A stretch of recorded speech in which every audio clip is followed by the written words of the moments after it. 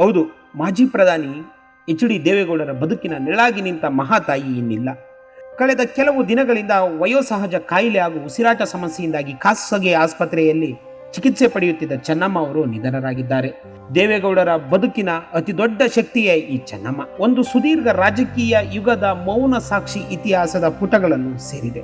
ಅನಾರೋಗ್ಯ ಕಾಡುತ್ತಿದ್ದರೂ ಚಿಕಿತ್ಸೆಗೆ ಸ್ಪಂದಿಸುತ್ತಿದ್ದ ಚೆನ್ನಮ್ಮ ವಿಧಿಯ ಆಟಕ್ಕೆ ಶರಣಾಗಿದ್ದಾರೆ. ಉಸಿರಾಟದ ತೊಂದರೆಯಿಂದ ಬಳಲುತ್ತಿದ್ದ ಅವರಿಗೆ ದಿಢೀರ್ ಹೃದಯಾಘಾತವಾಗಿದ್ದು, ವೈದ್ಯರ ಸಕಲ ಪ್ರಯತ್ನದ ನಡುವೆಯೂ ಅವರು ಇಹಲೋಕ ತ್ಯಜಿಸಿದ್ದಾರೆ. ಇಡೀ ರಾಜ್ಯ ಶೋಕ ಸಾಗರದಲ್ಲಿ ಮುಳುಗಿದೆ. ದೇವೇಗೌಡರ ಕುಟುಂಬ ಕಣ್ಣೀರಲ್ಲಿ ಕೈ ತೊಳೆಯುತ್ತಿದೆ.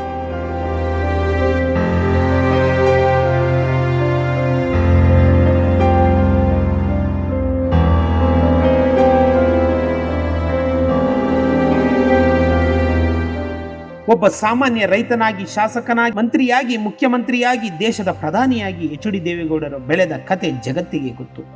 ಆ ಹಿಮಾಲಯದಂತಹ ಸಾಧನೆಯ ಹಿಂದೆ ನೆರಳಾಗಿ ನಡುರಾತ್ರಿಯಲ್ಲೂ ದೀಪವಾಗಿ ಉರಿದ ಚೆನ್ನಮ್ಮ ಅವರ ಜೀವನ ಗಾದೆ ಅಪ್ರತಿಮವಾದದ್ದು. ನಾವು ಹೇಳುತ್ತಿರೋದು ರಾಜಕೀಯ ಚಂಡಮಾರುತಗಳ ನಡುವೆಯೂ ಕೌಟುಂಬಿಕ ಸಾಮ್ರಾಜ್ಯವನ್ನು ಕಟ್ಟಿ ಬೆಳೆಸಿದ ಆ ಮಹಾತಾಯಿಯ ಅಪೂರ್ವ ಜೀವನ ಯಾನವನ್ನು. ಹಾಸನ ಜಿಲ್ಲೆಯ ಮುತ್ತಗೆ ಹಿರೇಹಳ್ಳಿ ಗ್ರಾಮದ ಕೃಷಿ ಕುಟುಂಬದಿಂದ ಬಂದ ಚೆನ್ನಮ್ಮ ದೇವೇಗೌಡರ ಕೈ ಹಿಡಿದು ಹೊಳೆನರಸೀಪುರಕ್ಕೆ ಬಂದಾಗ ರಾಜಕೀಯದ ಗಂಧಗಾಳಿಯೂ ಗೊತ್ತಿರಲಿಲ್ಲ.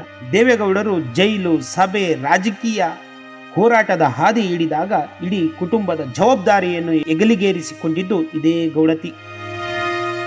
ಮನೆಯಲ್ಲಿ ಬಡತನವಿರಲಿ, ಸಿರಿತನವಿರಲಿ, ಇವರ ಸರಳತೆ ಮಾತ್ರ ಎಂದೂ ಬದಲಾಗಲಿಲ್ಲ. ದೇವೇಗೌಡರು ದೇಶದ ಪ್ರಧಾನಿಯಾಗಿ ಪ್ರಮಾಣ ವಚನ ಸ್ವೀಕರಿಸುವಾಗಲೂ ಅದೇ ಹತ್ತಿ ಸೀರೆ, ಹಣೆಯ ಮೇಲೊಂದು ದೊಡ್ಡ ಕುಂಕುಮ. ದೆಹಲಿ ಬಂಗಲೆಯ ವೈಭೋಗದ ನಡುವೆಯೂ ರಾಗಿ ಮುದ್ದೆ ಮುರಿದು ತವರೂರಿನ ಸಂಸ್ಕೃತಿಯನ್ನು ಕಾಪಾಡಿಕೊಂಡ ಸರಳತೆಯ ಸಾಕಾರ ಮೂರ್ತಿ ಈ ಚೆನ್ನಮ್ಮ. ಒಂದು ಯಶಸ್ವಿ ಕುಟುಂಬದ ಹಿಂದೆ ಒಬ್ಬ ತಾಯಿಯ ಪರಿಶ್ರಮವಿರುತ್ತದೆ. ಆದರೆ ಒಂದು ಕುಟುಂಬ ರಾಜಕೀಯ ವಂಶ ವೃಕ್ಷವನ್ನೇ ನಾಡಿನ ಸೇವೆಗಾಗಿ ರೂಪಿಸಿದ ಕೀರ್ತಿ ಚೆನ್ನಮ್ಮ ಅವರಿಗೆ ಸಲ್ಲುತ್ತದೆ. ಮಾಜಿ ಮುಖ್ಯಮಂತ್ರಿ ಎಚ್ ಡಿ ಕುಮಾರಸ್ವಾಮಿ, ಮಾಜಿ ಸಚಿವ ಎಚ್ ಡಿ ರೇವಣ್ಣ ಸೇರಿದಂತೆ ಮಕ್ಕಳನ್ನು, ಮೊಮ್ಮಕ್ಕಳನ್ನು ಅಧಿಕಾರದ ಆಸೆಯಲ್ಲೆಲ್ಲ ಜನರ ಸೇವೆಯ ಸಂಸ್ಕಾರ ನೀಡಿ ಬೆಳೆಸಿದ ತಾಯಿ ಈಕೆ. ಮಕ್ಕಳು ಎಷ್ಟೇ ದೊಡ್ಡ ನಾಯಕರಾದರೂ, ಮೊಮ್ಮಕ್ಕಳು ರಾಜಕೀಯಕ್ಕೆ ಬಂದರೂ ಇಂದಿಗೂ ಪದ್ಮನಾಭ ನಗರದ ಮನೆಯ ಯಜಮಾನಿ ಚೆನ್ನಮ್ಮನವರೇ. ತಪ್ಪು ಮಾಡಿದರೆ ಮಕ್ಕಳನ್ನು ತಿದ್ದಿ ಜನಸಾಮಾನ್ಯರ ಕಷ್ಟಕ್ಕೆ ಸ್ಪಂದಿಸುವಂತೆ ಪ್ರೇರೇಪಿಸುವ ಸುಪ್ರೀಂ ಕಮಾಂಡರ್ ಈ ಮಾತೃಶ್ರೀ. ಚೆನ್ನಮ್ಮ ದೇವೇಗೌಡ ಎಂದರೆ ಕೇವಲ ರಾಜಕಾರಣಿಯ ಪತ್ನಿಯಷ್ಟೇ ಅಲ್ಲ, ಅವರು ದೈವಭಕ್ತಿಯ ಪರಮಶಿಖರ. ಶೃಂಗೇರಿಯ ಜಗದ್ಗುರುಗಳಾದ ಶ್ರೀ ಶ್ರೀ ಭಾರತೀ ತೀರ್ಥ ಸ್ವಾಮಿಯವರ ಪರಮಭಕ್ತಿ. ಶೃಂಗೇರಿ ಶಾರದಾಂಬೆಯ ಮೇಲೆ ಇವರಿಗಿರುವ ಭಕ್ತಿ ಅನನ್ಯವಾದದ್ದು.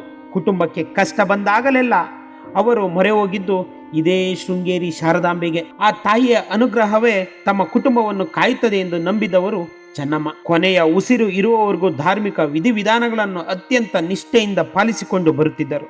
ದೇವೇಗೌಡರ ದೀರ್ಘಾಯುಷ್ಯದ ರಹಸ್ಯವೇ ಈಕೆಯ ಪವಿತ್ರ ಪ್ರಾರ್ಥನೆ ಎಂದರೆ ತಪ್ಪಾಗಲಾರದು. ನೂರಾರು ಹೋರಾಟಗಳನ್ನು ಕಂಡ ದೇವೇಗೌಡರಿಗೆ ದಣಿವರಿಸುವ ನೆರಳಾಗಿ, ಸೋತಾಗ ಧೈರ್ಯ ತುಂಬುವ ನಾರಿಯಾಗಿ, ಗೆದ್ದಾಗ ಪ್ರೀತಿಯ ಅಮ್ಮನಾಗಿ ನಿಂತವರು ಚೆನ್ನಮ್ಮ. ಅವರ ಜೀವನ ಪ್ರತಿಯೊಂದು ಮಹಿಳೆಗೂ ಆದರ್ಶ. ಅಧಿಕಾರದ ಚುಕ್ಕಾಣಿ ಹಿಡಿದ ಪತಿಯ ಪಕ್ಕದಲ್ಲಿ ನಿಂತು ಯಾವುದೇ ಹಮ್ಮು ದಿಮ್ಮು ಇಲ್ಲದೆ ಮಣ್ಣಿನ ಗುಣವನ್ನು ಉಳಿಸಿಕೊಂಡ ಅಪರೂಪದ ಗೌಡತಿ. ತ್ಯಾಗ, ತಾಳ್ಮೆ, ಭಕ್ತಿ ಮತ್ತು ವಾತ್ಸಲ್ಯದ ಮತ್ತೊಂದು ಹೆಸರೇ ಚೆನ್ನಮ್ಮ. ಇವರ ಬದುಕು ಕೇವಲ ಒಂದು ಜೀವನ ಗಾದೆಯಲ್ಲ, ಅದೊಂದು ಭಾರತೀಯ ನಾರಿಯ ಮಹಾಕಾವ್ಯ. ಈ ರಾಜಕಾರಣದ ಚದುರಂಗದಾಟದಲ್ಲಿ ಏಳು ಬೀಳುಗಳು ಸಹಜ. ಆದರೆ ದಶಕಗಳ ಕಾಲ ಭಾರತೀಯ ರಾಜಕಾರಣದಲ್ಲಿ ಧ್ರುವತಾರೆಯಾಗಿ ಬೆಳೆದ ಮಣ್ಣಿನ ಮಗ ದೇವೇಗೌಡರ ಪ್ರತಿ ಹೆಜ್ಜೆಯ ಹಿಂದೆಯೂ ಒಬ್ಬ ಶಕ್ತಿ ದೇವತೆ ಇದ್ದಾಳೆ. ಸೋಲು ಬಂದಾಗ ಕಣ್ಣೀರು ಒರೆಸಿ, ಗೆಲುವು ಬಂದಾಗ ಅಹಂಕಾರ ಸುಳಿಯದಂತೆ ಕಾಯ್ದ ಕಲ್ಪವೃಕ್ಷ ಇವರು. ಇವರೇ ಕನ್ನಡಿಗರ ಹೆಮ್ಮೆಯ ಮಾತೃಶ್ರೀ Shri Chennamma Devegowda. Anji Nagalamadike, special bureau, Ashwavega news.